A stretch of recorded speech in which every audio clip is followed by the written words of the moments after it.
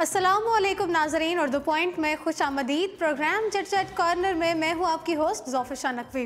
नाज़रीन, दुनिया भर में धूम मचाने वाला अरशद चायवाला अब कहाँ और किस हाल में है? अरशद चायवाला की दोबारा से शोबिस की दुनिया में वापसी, कई शॉपिंग मॉल्स के लिए मॉडलिंग की खदमात अंजाम देंगे। आज से 3 बरस कबल मंजर-ए-आम पर आने वाले और दुनिया भर में धूम मचाने वाले अरशद चायवाला से मुतालिक तवील अरसे बाद कोई खबर सामने आई है। देखते ही देखते पाकिस्तान समेत दुनिया भर में शहरत हासिल करने वाले अरशद खान से मुतालिक मालूम हुआ है कि उन्होंने फिर से शोबिस की दुनिया में वापसी के लिए कमर कस ली है। अरशद खान अपने ख़ानदान के बड़ों के एतराज़ की वजह से मंजर-ए-आम से गायब हो गए थे, जबकि उन्होंने मॉडलिंग के लिए की जाने वाली तमाम पेशकशों को भी कबूल करने से इनकार कर दिया था। ताहम अब अरशद खान ने एक नए मैनेजर की खदमात हासिल कर ली हैं। नए मैनेजर की खदमात हासिल करने के बाद अरशद खान को दोबारा से मॉडलिंग की ऑफ़र्स हुई हैं, जबकि कई शॉपिंग मॉल्स की जानिब से अरशद खान से मॉडलिंग के लिए मुआहदे भी कर लिए गए हैं।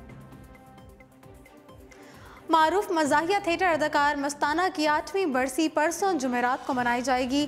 टीवी, फिल्म और स्टेज के अदाकार मुर्तज़ा हसन उर्फ मस्ताना 1955 को गुजरांवाला में पैदा हुए, जिन्होंने सैकड़ों इंतहाई कामयाब और यादगार ड्रामों में काम किया। मस्ताना का शुमार सफ़े अव्वल के कॉमेडियन में होता था, जबकि उन्हें बेहतरीन पंजाबी स्टेज एक्टर होने का एजाज़ भी हासिल था। उन्होंने अदाकारी के हर शोबे में अपनी सलाहियतों के जौहर दिखाए। यही वजह है कि पाकिस्तान में उनके मदाहों की तादाद लाखों में है। नाज़रीन, अली ज़फ़र के मदाह पाकिस्तान समेत दुनिया भर में मौजूद हैं और वो अपने मदाहों से करीब रहते हैं। उनके सवालात के जवाबात देने के लिए सोशल मीडिया पर हमा वक्त मौजूद रहते हैं। उन्होंने इन दिनों इम्तहानात देने वाले तालिबे इल्मों को इम्तहान के दबाव से बचने का नुस्खा भी बता दिया है। ट्विटर पर अली ज़फ़र के मदाह ने उनसे सवाल पूछा कि मशवरा दिया जाए कि इम्तहानात के दबाव यानी प्रेशर से किस तरह बचना चाहिए, जिस पर अली ज़फ़र ने मदाह के पूछे गए सवाल पर फौरी जवाब देते हुए कहा कि प्रेशर सिर्फ कुकर को लेना चाहिए, आप सिर्फ इम्तहानात दें। नाज़रीन, ज़र नामी एक मदाह ने अली ज़फ़र से ये भी पूछा कि आप किस तरह अपनी ज़िंदगी में पुरजोश रहते हैं, क्योंकि मैं ज़िंदगी में मुश्किल हालात से गुज़र रही हूँ, इसलिए क्या आपके कुछ अल्फाज मेरी मदद कर सकते हैं? अली ज़फ़र ने परेशान मदाह को जवाब दिया कि अपनी तमाम तर तवज्जो मस्बत पहलू पर मरकूज़ रखें और ऐसी किसी चीज़ को इस बात की इजाज़त ना दें कि वो आपका हौसला कम कर दे और आपको दुख दे। नाज़रीन, गुज़श्ता बरस सितंबर में रिलीज़ होने वाली फ़िल्म पिंकी मेमसाब ने बरतानिया में हर साल होने वाले यूके एशियन फिल्म फेस्टिवल में अवार्ड जीत लिया। पिंकी मेमसाब को बेहतरीन ऑडियंस 2019 के अवार्ड से नवाजा गया, जबकि फ़िल्म की लंदन और एडिनबर्ग समेत मुतअद्दिद शहरों में खुसूसी तौर पर नुमाइश भी की गई। फेस्टिवल के इख्तिताम पर 7 अप्रैल को अवार्ड तकरीब भी मुनक्किद की गई, जिसमें पाकिस्तानी फ़िल्म एशिया के दीगर ममालिक की फ़िल्मों को भी अवार्ड से नवाजा गया। यूके एशियन फिल्म फेस्टिवल में भारत, पाकिस्तान, नेपाल, बांग्लादेश और बरतानिया में रहने वाले एशियन कम्युनिटी समेत दीगर एशियाई ममालिक की 24 शख्सियात ने शिरकत की। यूके फिल्म फेस्टिवल बरतानिया की गैर मुनाफे बख्श तंजीम की जानिब से मुनक्किद किया जाता है और इस फिल्म फेस्टिवल को पहले लंदन एशियन फिल्म फेस्टिवल के नाम से मुनक्किद किया जाता था, ताहम बाद इसका नाम तब्दील करके यूके एशियन फिल्म फेस्टिवल रखा गया है। गुज़श्ता बरस इसे फिल्म फेस्टिवल में पाकिस्तानी फ़िल्म केक को अवार्ड से नवाजा गया था और इस बार पिंकी मेमसाब को अवार्ड के लिए मुंतखब किया गया, जबकि इस फिल्म के अलावा भी रवां बरस कई पाकिस्तानी फ़िल्में शायकीन की तवज्जो हासिल करने में कामयाब गई थीं। पिंकी मेमसाब को दुबई की film production company Shaz media के बैनर तले रिलीज़ किया गया था। फिल्म की हिदायत पाकिस्तानी नयाद दुबई की फ़िल्म साज, अदाकारा और डायरेक्टर शाज़िया अली ने दी थी। ये उनकी पहली फ़िल्म थी और फिल्म की कहानी एक ऐसी पाकिस्तानी लड़की के गिर्द घूमती है जो पंजाब के छोटे से गांव से आलमी शहर दुबई तक जाती है। नाज़रीन, अदाकारा आलिया भट्ट का कहना है कि नई फिल्म कलंक में अपने किरदार को बखूबी निभाने के लिए पाकिस्तानी ड्रामे ज़िंदगी गुलजार है को देखा और बहुत कुछ सीखा था। भारतीय मीडिया रिपोर्ट्स के मुताबिक बॉलीवुड अदाकारा आलिया भट्ट ने एक इंटरव्यू के दौरान इस बात का इंकशाफ किया कि उन्होंने अपनी नई फिल्म कलंक में अपने किरदार को बेहतरीन अंदाज में अदा करने के लिए पाकिस्तानी अदाकारा सनम सईद की अदाकारी से बहुत कुछ सीखा है।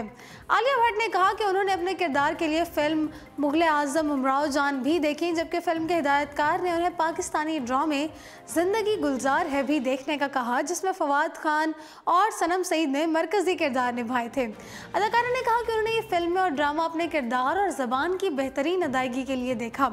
अदाकारा ने बताया कि हिदायतकार ने उन्हें ज़िंदगी गुलजार है ड्रामे को इसलिए देखने को कहा था क्योंकि उसमें अदा किया गया सनम सईद का किरदार मेरे किरदार से मिलता जुलता था। ऐसी लड़की जिसके कंधों पर बहुत सी जिम्मेदारियां होती हैं, जबकि वो खुश रहने वाली इंसान भी नहीं होती, लेकिन फिर भी वो एक हौसलामंद लड़की होती है।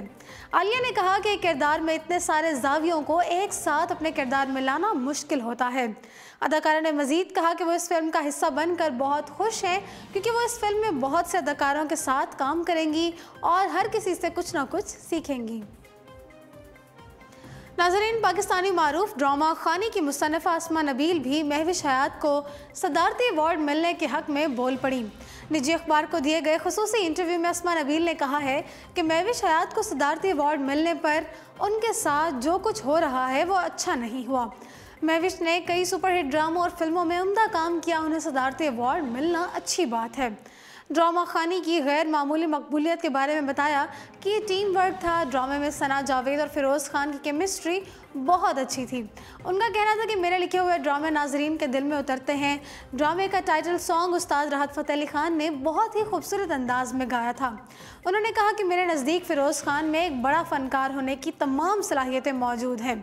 आने वाले दिनों में वो शोबिज़ इंडस्ट्री के सफ़े अव्वल के फ़नकार साबित होंगे। उन्होंने एक सवाल के जवाब में कहा कि मेरी ज़िंदगी कामयाबी के पीछे मेरे भाई हैं, अगर वो मेरी मदद ना करते तो शायद मैं आज इस मुकाम तक नहीं पहुंचती। अब ज़रा रुख करते हैं बैनुल अक़वामी फिल्म इंडस्ट्री का। नाज़रीन, हॉलीवुड की science fiction film super hero film Avengers end game का नया ट्रेलर जारी कर दिया गया।